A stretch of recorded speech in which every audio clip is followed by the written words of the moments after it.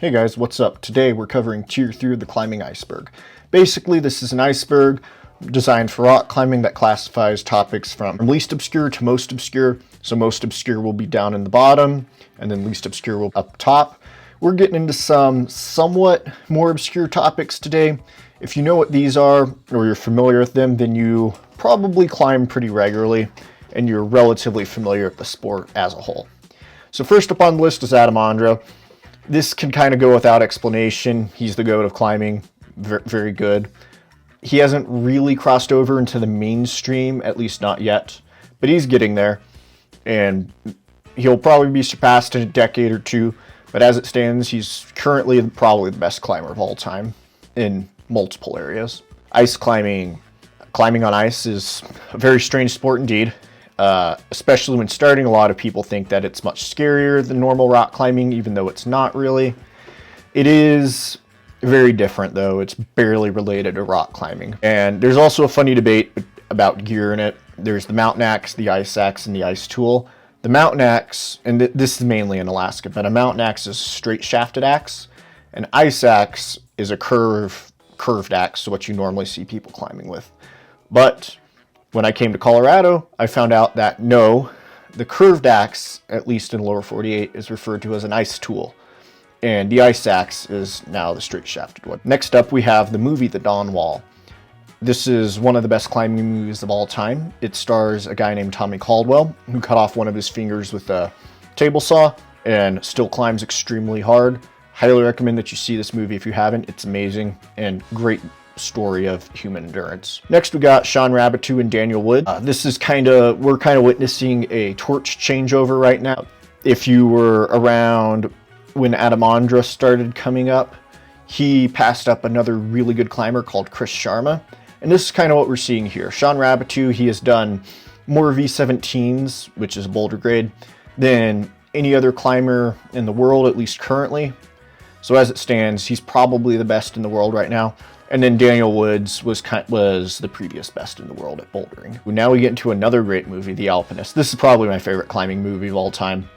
If you've seen 14 Peaks, which you probably have if you're this deep into the iceberg, it is basically a version of Nim's Die plus Alex Honnold from Free Solo. Marc-Andre Leclerc was this amazing soloist mountaineer, did some insane alpine stuff, but he died unfortunately in Alaska. Oh, now we get into the fun stuff. Now we get into aid climbing. So this is why colloquially we use the term free climbing to refer to roped climbing when you are using your hands and feet on the wall. Aid climbing was the original form of climbing that the original alpinist clubs used and was used to do hundreds of peaks back in the day. Free climbing was invented in Yosemite Valley, which we'll talk about that in a bit actually. But now, and it supplanted aid climbing because aid climbing used to be much more popular, but especially because of the barrier for entry, free climbing supplanted it. And this gets kind of complicated because there are many grades for aid climbing. There are two different systems used, and they use the same grading system. So in the original system, the A0, which is occasional moves on fixed gear, it's called French free. In A1, all placements, so you're placing trad gear, just to clarify, are solid and easy. So you're placing trad gear and you're like pulling on it, you're putting rope ladders in and climbing them. It's still a very physical sport, but it's not the same athletic endeavor as rock climbing is. A2, you generally have good placements, but sometimes seeing where stuff is difficult. A3 has pretty difficult placements, but the consequences of falling are relatively small.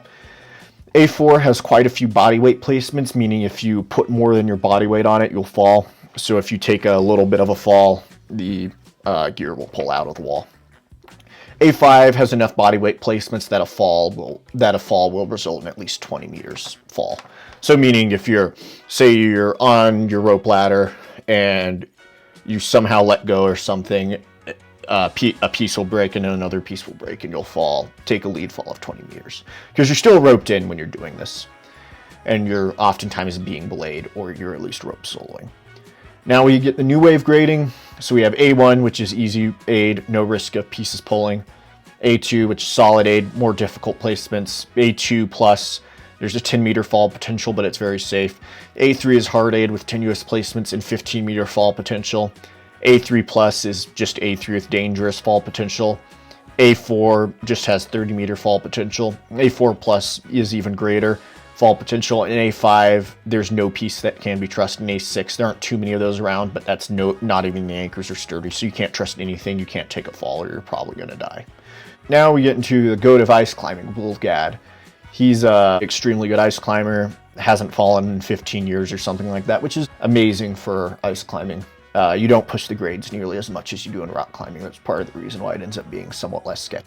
Now, you've probably heard of Real Rock. This has gone a tiny bit more mainstream in recent years, but it's essentially just films on known and unknown climbers. It's a great way to discover kind of niche things in the climbing community, and the films are generally very good and very well produced. Ooh, now we get into the fun one. The Rock Climber's Training Guide. This is essentially the climbing training Bible. The comp circuit. This might be when you start watching climbing like a normal family watches the NFL. The UIAA circuit. This is competitive ice climbing. It's really cool. If you don't know what it is, you should look it up and look into it at least and watch it. It's really fun. It's also a great way to introduce people who aren't super familiar with climbing to climbing, because it's really dynamic and really awesome to watch. It is also dominated by East Asians and Eastern Europeans almost exclusively. It's very funny. And the Scots. The Scots do very well in it, and so do the Netherlands. Now we have base soloing, which for some reason is illegal. This was pioneered by a soloist named Dean Potter. He's dead now, but he was an amazing, amazing athlete. And for some reason, base soloing is illegal, even though free soloing isn't normally. But you can't free solo with a parachute because laws are weird. Mixed climbing. I originally thought this was just like, oh, you're climbing in the cold. But no, that's not what this is at all. Having now done it for many years, you're using ice axes and crampons on rock. It is extremely cryptic and extremely sketchy, and if you fall, it is not fun. Unless you're on top rope, and then it's okay. And last on this list, we have rope soloing. This is the introvert's dream. This is climbing without a belay. I'm not going to go into specifics about how to do this. There's some videos on YouTube that have at least some detail. I would never recommend it to be done ever. It is very dangerous. You need to have a very good understanding of gear. You need to have a lot of gear. So that's it for Tier 3. Let me know if you guys have any suggestions in the comments. I appreciate you guys watching. Don't die in the mountains, and have a blessed day.